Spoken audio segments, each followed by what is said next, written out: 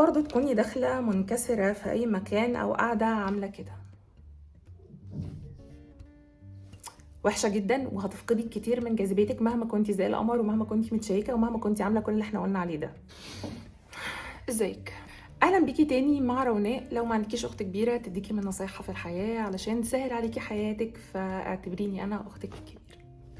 اختك الكبيرة كان شعرها طويل جدا وقصته وعملته اسود، يعني منتهى التهور. بس الحياة تجارب ولازم نجرب علشان ما نحسش ان احنا فايتنا حاجة كبيرة يعني. طيب، ايه السر اللي بيخلي بنت معينة ما يكونش عندها يعني الجمال الخارق او مش الجمال الخارق بمقاييس المجتمع بتاعها مثلا، وبتمشي في مكان بتحس ان هي جذابة جدا والعيون بتبقى عليها لبقة جدا، بتعدي من اي مكان كده حتى من غير ما تتكلم بتكون ملفتة. ازاي تكوني شخصية جذابة؟ ازاي تكوني كده انسانة لما بتبقى في اي مكان ما بتتنسيش، بتكون دايما محط الانظار؟ هقولك النهارده تعملي ده ازاي في 6 خطوات تقريبا، من اول بشرتك وشعرك لحد الطاقه بتاعتك، يور انرجي. اول حاجه البشره والشعر. مهم جدا جدا تكون بشرتك شكلها هيلثي، يكون شكلك كله على بعضه هيلثي. لو انتي مش محجبه يكون شعرك هيلثي. من الحاجات المهمه جدا اللي بتدي انطباع ان انتي شخص نظيف، الهايجين بتاعك كويس قوي، من بيئه كمان كويسه، ويل نورجد كده، تحسي ان انت يعني شخص متغذي كويس من الاخر. فده بيدي انطباع ان انت شخص هيلثي، وده بيخليكي مميزه وملفته للسبب ده، سبب مش هين. طيب عشان الكلام يبقى واضح اكتر وتبقي عارفه تعملي ايه بالظبط لبشرتك، فانا جبت لك النهارده اكتر سيرمز جابت معايا انا نتيجه في بشرتي برغم انه حصلت لي بعض المشاكل الهرمونيه. فالنهارده هقول لك ايه اكتر حاجات ممكن تجيب معاكي نتيجه. اول حاجه هو مقشر البشره ده، وهو الريتينول. الريتينول من الحاجات بجد اللي لو استعملتيها بس مع مرطب هتديكي نتيجه وهميه. تاني حاجه الهيالورونيك اسيد، وانتي تقدري تستخدمي ذا اورديناري او لوريال. انا شخصيا حاسه ان لوريال ارخص ونتيجته افضل شويه. واخر حاجه ان انتي تستخدمي مقشر بانتظام، بس ما يكونش في الايام اللي انتي استخدمتي فيها ريتينول زي الاي اتش اي.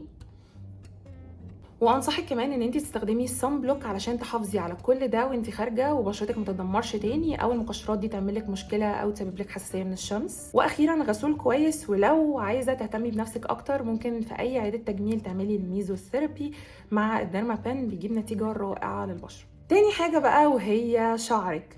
شعرك اهم حاجه فيه انه يكون مترطب كويس وما يكونش نهايته كلها متقصفه، ما يكونش نص شعرك سبلات اندز بس عشان تحافظي على شعرك طويل. اهم حاجه يكون شعرك شكله صحي، اهم بكتير من انه يكون طويل. بدليل ان انا قصيت شعري عادي، يعني ده ما بيفقدكيش انوثتك زي ما الناس فاهمه. واهم حاجه الشعر الطويل، لا انا بالنسبه لي انه اهم حاجه شعرك يكون شكله هيلثي ومتغذي كويس. تاني حاجه يا بنات ومهمه قوي قوي قوي فوق ما تتخيلي، وهي شكل جسمك. حتى لو انت محجبه، حتى لو انت جسمك مش بيظهر كتير او جسمك مش بيظهر اصلا، فكره اصلا ان جسمك صحي وان انت حاسه ان انت مرتاحه في جسمك ده بيدي احساس بالثقه بالنفس. وهقول لك ازاي كمان. تقولي لي يعني الناس اصلا مش شايفين؟ هقول لك لا، كده كده الجسم بيبان، حتى لو انت متغطيه تماما جسمك بيبان. وكمان الطاقه بتاعتك، طاقتك انت بتحسي ان انت مرتاحه، فده بينعكس على الناس اللي حواليكي فبتكوني شكلك جذاب اكتر. اهم حاجه ان انت تكوني مرتاحه في شكل جسمك، وركزوا في النقطه دي كويس قوي. مش مهم تكوني سكيني ولا سليم ثيك او كيرفي، مش مهم ده او ده او ده، اهم حاجه يكون جسمك انتي مستريحه في جسمك انتي. يعني مش شرط يكونوا اللي حواليكي بيحبوا جسم معين بس انتي مش بتحسي ان انتي واثقه في نفسك فيه او مرتاحه فيه ان انتي تبقي عليه. لو انتي بتحبي او حابه تكوني سكيني، قللي اكلك، اعملي نظام غذائي يوصلك للمرحله دي، اعملي كارديو مثلا بشكل اعلى شويه علشان خاطر توصلي للجسم اللي انتي بتحلمي بيه. لو حابه ان انتي تكوني سلام ثيك او يعني جسمك رياضي او شويه ماسكولر من اماكن واماكن تانية لا، وده انا شخصيا الجسم اللي انا بفضله واشتغلت على جسمي لحد ما وصلت للمرحله دي، اعملي كده. ولو حابه ان انتي تكوني كيرفي شويه، ما انصحكيش طبعا لاي سبب من الاسباب ان انتي تحبي تكوني اوبيس، يعني ما اعتقدش اصلا ممكن حد يحب يكون كده او تكون وزنك زايد جدا اولا علشان صحتك، ولكن اقصد كيرفي اللي هو الجسم الممتلئ شويه اللي اغلب المصريين بيحبوه. كوني في الجسم اللي بيحسسك ان انتي مبسوطه فيه. اهم حاجه تعملي زي كده، تشربي ميه كفايه، تتمرني تحافظي على الاكل اللي انت بتدخليه جسمك. يا جماعه ده بيزيد من احترامك لنفسك، ده بيزيد من تقديرك لنفسك لما تكوني واخده بالك كويس قوي انت بتاكلي ايه وبتتجنبي ايه الحاجات اللي ممكن تاخديها كده من باب المرونه على خفيف، وايه الحاجات اللي لايف ستايل. انا شخصيا التمرين مستحيل افوته، ولو عدت عليا بعض الايام ما عملتش فيها تمرين بيكون ضميري مأنبني لاقصى حد. لو هقول لكم انا من ساعه ما بدات رياضه لحد دلوقتي من سنين جسمي اتغير ازاي، ومعاها ثقتي في نفسي اتغيرت ازاي، ومعاها جاذبيتي كبرت او زادت ازاي، مش هتصدقوا. الحاجه الثالثه شياكتك، انك تلبسي اللي على ذوقك.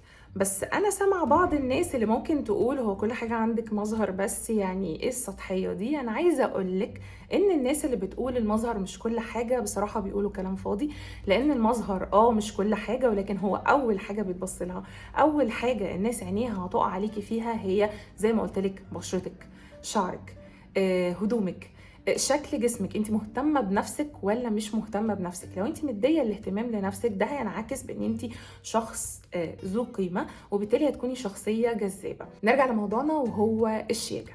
ازاي تكوني شيك؟ تقدري جدا ان انت تغذي عينيكي بناس بيلبسوا شيك. مثلا انت شفتي ناس بيلبسوا بشكل معين تقدري تلبسي زيهم. من المواقع اللي انصحك ان انت تبصي عليها سواء كنتي مش محجبه او محجبه هو بنترست. بنترست من الحاجات، من المواقع بجد اللي بتدي ستايلات رهيبه. يعني انا بقالي فتره بستوحى اللبس بتاعي منه. وبرده مش شرط ان انت تلبسي على الموضه او تلبسي الترند، اهم حاجه تلبسي اللبس اللي يليق عليكي. اهم حاجه تكوني انت واثقه في نفسك في اللبس اللي انت لابساه، مرتاحه فيه. ما تلبسيش حاجه بس عشان الناس لابسينها وانت مش مرتاحه فيها، شكله يكون مهندم عليكي. وزي ما قلت لك كل ما هتغذي عينك بستايلات حلوه كل ما هتعرفي تلبسي بشكل احسن، كل ما هتنقي الوان لايقه على بشرتك اكتر، وهكذا. وكذلك لفات الحجاب، من المهم قوي ان انت لما تقرري ان انت تكوني محجبه تباني محجبه، ما تبقيش اللي هو في النص. يعني انا اوقات كتيره جدا بحس ان الستايل اللي هو ما بين انك تكوني مش محجبه ومحجبه بيقلل كتير من الشياكه او من الجاذبيه.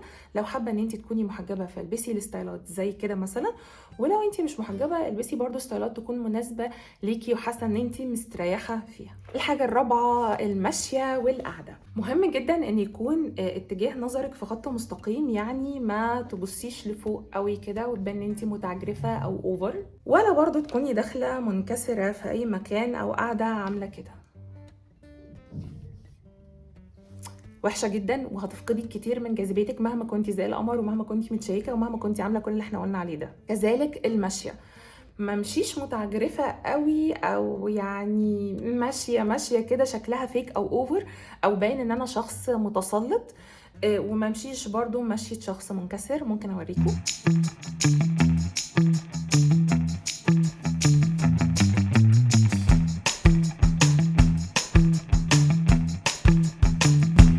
خامس حاجه بقى واللي انا عايزه اكلمكم عنها من اول الفيديو هي طاقتك.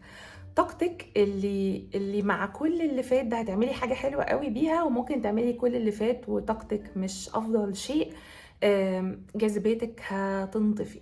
طاقتك هي الطاقة اللي طالعة منك، هي بقى ثقتك بنفسك، هي حتى نظرة عينيكي. وطاقتك، الطاقة دايما بتبان من نظرة العين يا جماعة. وهقولك ممكن تبقى طاقتك حلوة ازاي. اولا تبقي انسانه مرحه، تبقي انسانه كده طيبه وجميله، ما تبقيش قاسيه او تبقي متعجرفه. نظره عينيكي بتفرق قوي قوي عشان طاقتك تبان عاليه وحلوه. نظره العين اللي فيها ثقه بالنفس مع مرح مع طيبه، في فرق كبير قوي ما بين نظره العين دي وما بين النظره دي او دي.